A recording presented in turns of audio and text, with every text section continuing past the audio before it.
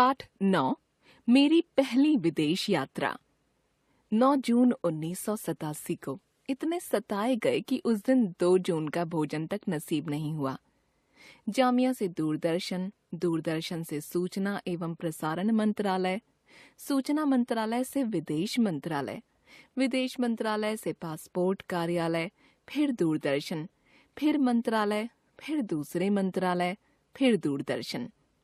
मैं अपनी फिएट को इस कार्यालय से उस कार्यालय तक दौड़ा रहा था। पसीना पसीना हो रहा था और भरपूर गर्मी के कारण कार भी निरंतर भाप छोड़ रही थी। कार जहां चाहती थी रुक जाती थी। मैं अपनी मिल्टन की बोतल का ठंडा पानी रेडिएटर में डालकर उसका मिजाज ठंडा करता था। मेरा कसूर इतना था कि दूरदर्शन की ओर से अपना उत्सव के उद्घोषक के रूप में सोवियत संघ जाने के लिए मुझे वीजा बनवाना पड़ रहा था। यह मेरी पहली विदेश यात्रा थी। आपको हंसी आएगी यह जानकर कि दिल्ली के एयरपोर्ट पर मेरे शिष्य मालाएं लेकर आए थे और इस तरह विदा कर रहे थे मानो मैं चंद्रमा की यात्रा पर निकला हूँ। हवाई अड्डे पर लोक कलाकारों का जमावड़ा था। कुछ सरकारी तंत्र के लोग, कुछ पत्रकार भी थे। पता नहीं वे लोग मुझे मालाओं से लदा देखकर जल रहे थे या मुझे स्वयं ही संकोच हो रहा था। मैंने यथासंभव शीघ्रता से मालाओं से मुक्ति प्राप्त की। मुस्कुराते हुए अपने दोस्तों से विदा लेकर चेक इन काउंटर की ओर बढ़ गया। सोवियत संघ की धरती पर उतरते ही शानदार अनुभूति हुई। रूसी साहित्य काफी पढ़ रखा था। लगा जैसे उपन्यासों से सारे पात्र निकल आए हैं और एयरपोर्ट पर टहल रहे हैं। मैं हतप्रभ सा चारों ओर निहार रहा था। अचानक किसी ने पूछा, आप किस भाषा में दुभाषिया चाहेंगे, हिंदी में या अंग्रेजी में? जाहिर सी बात है, मैंने हिंदी दुभाषिया चाहा। मुझे यह बताते हुए अफसोस है कि सरकारी तंत्र के अधिकांश लोगों ने अंग्रेजी दुभाषिया चाहा। मेरे एक अनुजवत कवि मित्र अनिल जनविजय मॉस्को में हैं और वहाँ रेडियो पर काम करते हैं।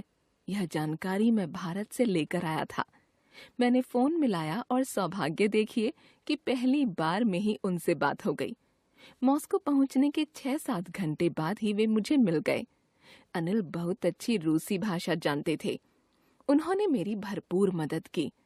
अगले दिन जब वे मुझे रेडियो स्टेशन ले जाने लगे तो मेरी दुभाषिया तान्या उनसे रूसी में तरह तरह के सवाल पूछने लगी। कहाँ जाना है, क्यों जाना है, किसकी अनुमति है, वगैरह वगैरह। होटल से बाहर निकलने के बाद तान्या एक पल के लिए भी मुझे अकेला नहीं छोड़ती थी। साए की तरह साथ लगी रहती थी। मॉस्को रेडियो स्टेशन के लिए लिफ्ट में जाते हुए अनिल ने तान्या से रूसी भाषा में पूछा, तुम्हें हिंदी आती है? उसने सिर हिलाकर मना कर दिया। अनिल अब निश्चित भाव से उसकी आलोचना करने लगे।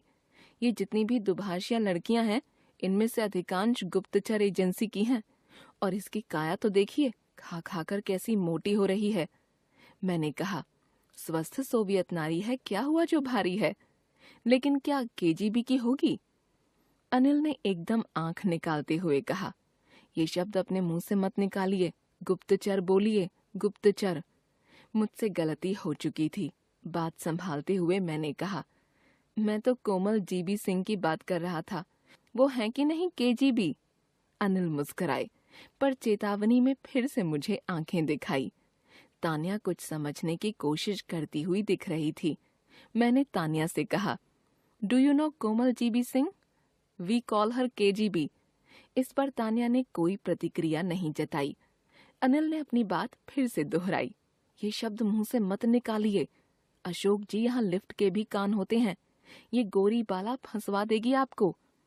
लिफ्ट से बाहर निकले तो तान्या ने अनिल से प्रवाहपूर्ण शुद्ध हिंदी में कहा, अपने विषय में आपके विचारों से मेरा सहमत होना आवश्यक नहीं है महाशय।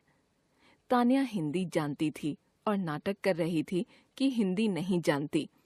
हम दोनों पानी पानी हो गए, लेकिन लिफ्ट संवाद का फायदा यह हुआ कि उसके बाद मैं तान्या से हिंदी में बात करने लगा और वह भी हमारे स्वभाव से परिचित होने के बाद सहज हो गई।